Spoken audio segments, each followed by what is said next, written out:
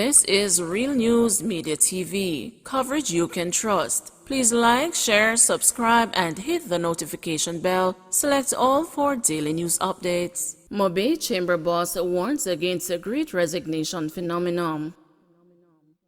Janet Silveira, president of the Montego Bay Chamber of Commerce and Industry, says that should workers begin to get the feeling that they are not being paid enough, they could well resign from their jobs and push the country's labor force into a tailspin. Silveira was speaking against the background of the so-called Great Resignation phenomenon now affecting the U.S., where the workforce is dwindling, with more and more persons hopping out of low-paying jobs, especially since the onset of the COVID-19 pandemic. Young people especially are leaving their stable jobs to pursue entrepreneurial ventures or for global organizations that are willing to employ people remotely, leaving local employers struggling to fill the gaps, said Silveira, while addressing a stakeholder consultation meeting in Montego Bay on Friday. The consultation was held under the theme Transforming St. James, Bridging the Gaps for Economic Growth and Development, and hosted by the Hart NSTA Trust and the Montego Bay Chamber of Commerce and Industry at the Montego Bay Convention Center. Silveira said the current generation of workers want to be challenged and respected, and employers can no longer rely on the fact that people just need a work. Gone are the days when you look at an employee as just a worker. You have to now consider them a partner in growing the business, said Silveira. People want to work, yes, but they also want to earn respectable wages, and they want to be trained and motivated. The chamber boss further argued that although this is a move that affords upward mobility for many, it is critical for Jamaica and its business leaders to consider where the next generation of workers will come from. Silveira said a new approach has to be taken in the face of the post-pandemic world, and that the importance of skills training has never been more essential.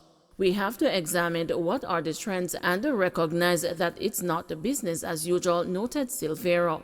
We cannot sit around and think that the next generation is going to have the same loyalty to companies like before. We cannot just think outside of the box. We have to jump out and totally migrate outside of the box and come up with creative means to attract, train, grow, develop, and retain employees, added Silveira. Lucy poised for major traffic changes this Christmas. Based on the plans being developed to handle the traffic flow in the town of Lucy during the upcoming Christmas season, pedestrians and motorists traveling through the Hanover parish capital should have things much easier than the situation that exists at this time.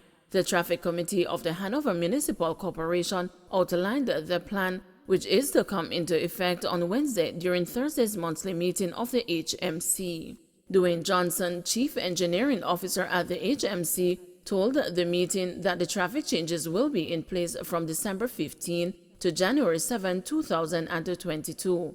He said the plan also includes the possible introduction of traffic lights, which could ultimately become a long-term fixture in the town. One of the things that we deliberate on was the traffic situation on the one-way, which is Hanover Street. The main reason we identified that was causing the traffic build-up was the delivery trucks and sometimes the pedestrians who are basically slowing up traffic, said Johnson. Johnson said a designated delivery schedule is to be worked out for businesses and their delivery trucks, which is proposed for Mondays, Tuesdays, and Thursdays between the hours of 9:30 a.m. and 2:30 p.m. The schedule will be strictly monitored by the Hanover Police. During those hours, the traffic will basically be diverted, so Willie Dellister Boulevard will be turned into a two-way. Traffic will still be allowed to flow on the one-way, Hanover Street, so persons coming from the direction of Montego Bay will be diverted onto Miller's Drive, to Mosley Drive, and then Cemetery Road and out of the town. Some will go through Willie Dellister Boulevard and some will traverse along Hanover Street, creating three ways out of the town, said Johnson. He added that the National Works Agency, which is chairing the Traffic Committee, has done some preliminary surveys and will be submitting estimates to the HMC with a view of making Willie Dellister Boulevard into a two-way street, a suggestion which was tabled several years ago but was rejected by the NWA at that time. What we also discussed was a four-way stoplight signal, for the four-way road across from the Texaco service station and also using Miller's Drive as a bypass for the town, continued Johnson, who also outlined the plans for a traffic signal outside the entrance to the newly built Pointing House development in the vicinity of the Grand Palladium Hotel. Johnson also mentioned the plans to put rumble strips in the vicinity of the Grand Palladium Hotel, where many accidents have occurred in recent times. "We are asking the powers that be to help us to save some lives in Hanover," said Lucy Mayor Sheridan Samuels, who is fully supportive of traffic control measures. Police seeking persons of interest in Papine-Mona Commons violence. The St. Andrews Central Police are seeking 3 male persons of interest. Being sought are Kenroy Hibbert, otherwise called the Stray D, Desroy Phipps, alias Number, and Micah Allen. The men are being asked to report to the police. The police say the men can assist investigators in relation to a recent flare-up of violence in the Papine and Mona Commons areas. They say this followed the murder of Andre Murray, otherwise called the Brown Man, who was shot and killed in Mona Commons about 10:05 p.m. on December 9. Sangster International Airport's runway to be extended shortly.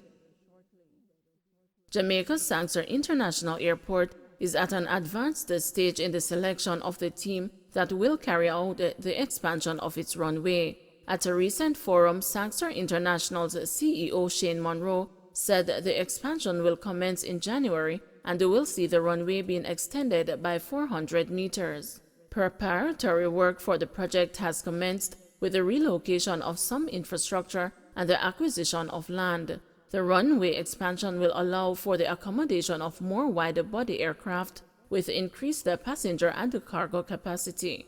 Mr. Monroe added that the project will result not only in an expansion of the runway, but other associated safety benefits that will improve not just safety but also operational efficiency of the Montego Bay-based airport. That contract commences in January of 2022. We are now at the stage where a formal announcement will shortly be made on the contractor that will be executing these works. And of course, this project will result in an extension of the runway by 400 meters, implementation of RESA, runway and safety area, and other associated safety benefits that will improve not just safety but also operational efficiency. MAJ expects Omicron variant to have significant impact in Jamaica.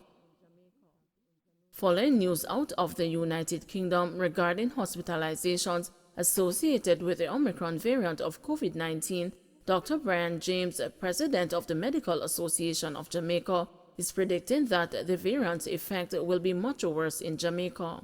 UK Prime Minister Boris Johnson on Sunday declared an Omicron emergency and announced that booster shots will be offered to everyone 18 years and older from this week. Mr. Johnson said Britain is now facing a tidal wave of Omicron cases. Dr. James told the news that Jamaica's best defense is to rapidly boost vaccination numbers. He added that he was not certain at this time whether the government should institute special measures for persons arriving in Jamaica from the UK. Jamaica currently has travel bans in place for several countries in southern Africa, but last week, Prime Minister Andrew Holness said these are likely to become pointless as the Omicron variant spreads worldwide. We can use the pattern of spread in the UK to predict what is likely to happen in Jamaica. And it is likely to be significantly greater. Whatever the effect, the eventual effect is in the UK, it is likely to be greater in Jamaica because of our low levels of vaccination. Our most important preparatory measure would be to try and ramp up our vaccination efforts. Jamaica starts administering COVID-19 booster shots today. The Ministry of Health and Wellness will today start offering a booster shot to persons 18 years and older who had received a single dose of Johnson & Johnson's COVID-19 vaccine. The booster can be given 2 to 6 months after the primary vaccination was administered, or with the Pfizer vaccine 6 months after inoculation. Also starting today, adults 60 years and older and healthcare workers will be given a booster dose of the other COVID-19 vaccines. An additional dose of the COVID-19 vaccine is also recommended for moderately to severely immunocompromised individuals. This move is in line with a cabinet decision for boosters to be given to key populations at increased risk of severe illness from COVID-19 due to waning and lower protection, and individuals who could pose increased risk of transmission to vulnerable populations. Persons who are eligible for a booster shot should visit the nearest vaccination site with their immunization card and a government-issued ID. Holiday traffic adjustments for Christiana Manchester. Starting today, the National Works Agency will be implementing a one-way traffic system in the town of Christiana Manchester. The changes, which are being implemented to regulate traffic flows through the town leading up to Christmas and the New Year, will be in operation for 24 hours each day until Monday, January 3, 2022. Community Relations Officer for NWA's Southern Region, Howard Hendricks, says that resulting from the changes, Main Street in the vicinity of Apple Tree Plaza will accommodate one-way traffic heading in a northerly direction from Mandeville, Homewood or Shudley to the Christiana High School Road in the vicinity of the police station entrance. Hendricks says that motorists can then turn either onto the school road to enter the bypass or continue at the Struan to Bryce Hill and the Trelawney on the outskirts of the business district. No right turn will be allowed from Webb Road and Wildman Street onto Main Street. All vehicles heading from these directions into the town will only be allowed a left turning movement. Hendricks further states that Nevermind Road in the vicinity of Christiana High will be used as an exit from the town, and there will be no entry from the bypass. No left turn movement will be allowed from Jones Lane, Azon Lane, and Moravia Road onto Main Street. All vehicles heading from these directions into the town will only be allowed a right turning movement. Motorists wishing to enter Christiana from the direction of Trelawney, Dump, and Bryce Hill can continue along the corridor to the post office. However, to access the town, they will take the bypass at the Struan and make a left at the traffic signals. Motorists are further being advised to observe the instructions of posted directional signs. Emergency repairs to be undertaken at the Savannah Larmar Market. Minister of Local Government Desmond McKenzie has indicated that $50 million will be set aside to undertake emergency repairs at the Savannah Larmar Market in Westmoreland. Once the necessary estimates have been provided, I have instructed the Chief Technical Officer in the ministry to work with the technical people here in Westmoreland, and I am going to be setting aside $50 million to commence emergency repairs to the market, he said, while addressing a press briefing after a tour of the facility on December 9. I am hoping that once the procurement process and the estimates are completed, by early January we will commence work, McKenzie said. He noted that he was dissatisfied with the current state of the market and that the vendors who ply their trade at the facility have shared their concerns about the roof, floor, and the security at the premises. The local government minister pointed out that the repairs to the market will be done in phases. The first phase is going to be the roof, the second phase is going to be the floor, and then we will look at the security, he said. Mackenzie's tour of the market formed a part of a working visit to the parish. He also addressed the Westmoreland Municipal Corporation, visited the parish's infirmary, and officially reopened the newly rehabilitated Tivoli Road located in the Bath community. Don't forget to like, share, subscribe, and hit the notification bell. Select all for daily news updates.